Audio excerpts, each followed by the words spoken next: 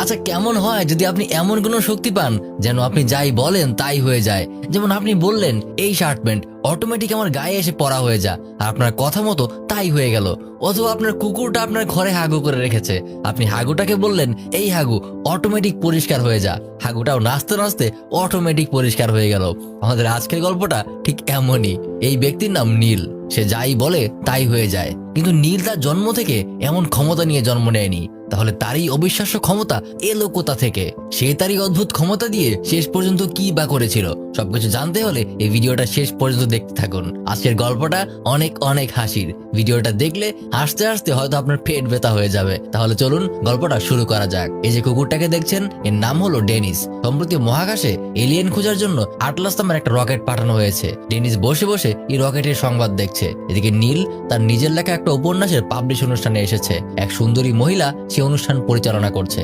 অনুষ্ঠানে সবাই নীলকে অনেক সম্মান দেখাচ্ছে। নীল সবার উদ্দেশ্যে ভাষণ দিচ্ছিল।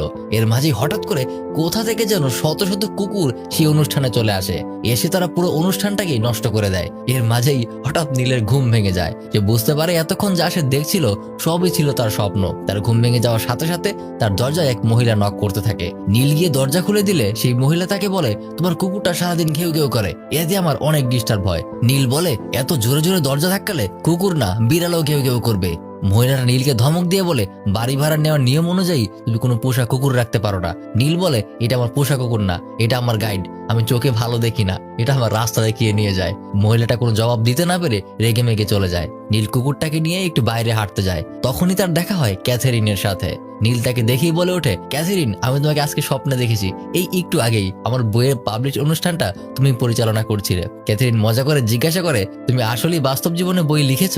নীল বলে, এই তো শেষের পথে। ক্যাথেরিন বলে, গত বছরও তুমি শেষের পথেই ছিলে। এই বলেই সে চলে যায়। এদিকে পৃথিবী থেকে ছেড়ে যাওয়া রকেটটা মহাকাশ এলিয়েন খুঁজে বেড়াচ্ছিল।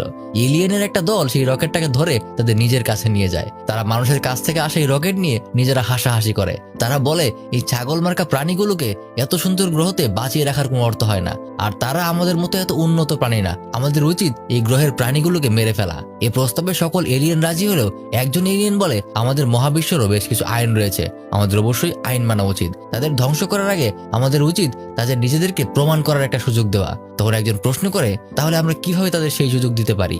বসে থাকা আরেকটা এলিয়েন জবাব দেয়, প্রথমে আমরা লটারি করে পৃথিবীর সমস্ত মানুষ থেকে একজন মানুষকে নির্বাচন করব।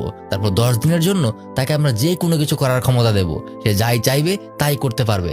এই 10 দিনের মধ্যেই আমরা তাকে পরীক্ষা করব, সে তার এই ক্ষমতা দিয়ে গ্রহের কতটুকু উপকার করে। সে যদি আমাদের পরীক্ষায় পাশ করে যায় তাহলে আমরা আর তাদের ধ্বংস করব না। এই প্রস্তাবে সকল এলিয়েন রাজি হয়ে যায়।